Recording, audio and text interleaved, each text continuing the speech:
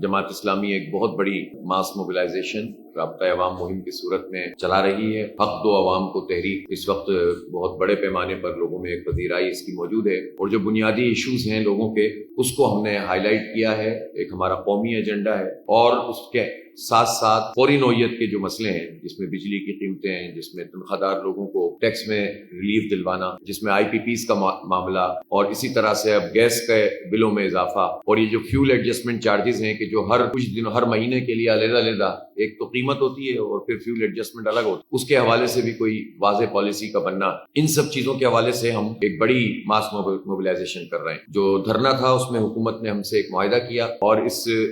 معاہدے کے follow up کے لیے بھی ہم مسلسل عوامی رابطہ مہم جاری رکھے ہوئے ہیں۔ پہلے مرحلے کے طور پر 28 تاریخ کو جو ہم نے ہڑتال اناؤنس کی ہے، انشاءاللہ تعالیٰ یہ ایک انتہائی کامیاب ہڑتال ہوگی، مکمل شٹر ڈاؤن ہوگا، اور ملک گیر سطح پر یہ میسج لوگوں کو ہم کمیونیکیٹ کر رہے ہیں کہ وہ حکمران طبقہ جس نے ہماری معیشت کو ویسے ہی تباہ کر دیا ہے، اس کے خلاف اگر ہم مکمل یکجہتی کا اظہار نہیں کریں گے، اور جو اقدامات ہر خاص و عام کے خلاف ہو رہے ہیں، یعنی ہر گھر کے لیے بجلی کی بلوں کی ادائیگی مشکل ہو گئی ہے، پھر اب گیس کے بل بھی آ رہے ہیں، اور تاجر طبقہ بھی پریشان ہے، اور تاجر دوست اسکیم کے نام سے جو اسکیم وہ لے کر آئے ہیں وہ تو تاجر کو تباہ کرنے کی اسکیم ہے۔ ٹیکس دینے میں تو کسی کو کوئی اختلاف نہیں ہے، اور جماعت اسلامی تو چاہتی ہے کہ ٹیکس نیٹ بڑھے، اور ہم یہ بات بھی بتا دینا چاہتے ہیں کہ جو ہمارا FBR کا ادارہ ہے، یہ ادارہ تو کرپشن کا گڑھ بنا ہوا ہے۔ خود FBR کے اپنے انٹرنل ڈاکومنٹ میں جو انکوائریز ہوئی اور کمیٹی بنی، اس نے یہ رپورٹ دی کہ ایک سال میں 1299 ارب روپے یہ وہ ہیں جو ٹیکس نیٹ میں لوگ تھے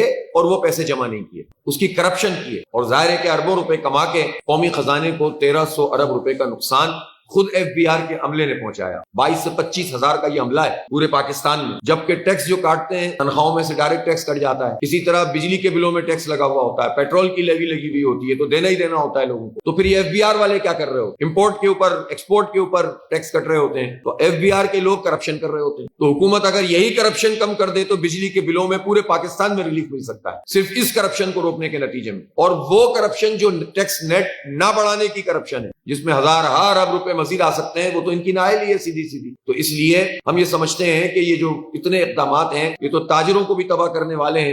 اور صنعتوں کا پہیہ جو ہے وہ جام کرنے والے ہیں معیشت کا۔ اس لیے بہت ضروری ہے کہ اس پر عوامی یکجہتی ہو۔ تو 28 اگست کو انشاءاللہ بھرپور ہڑتال ہوگی۔ یہ میں واضح کرنا چاہتا ہوں کہ اس ہڑتال کی کال تاجروں کی بڑی بڑی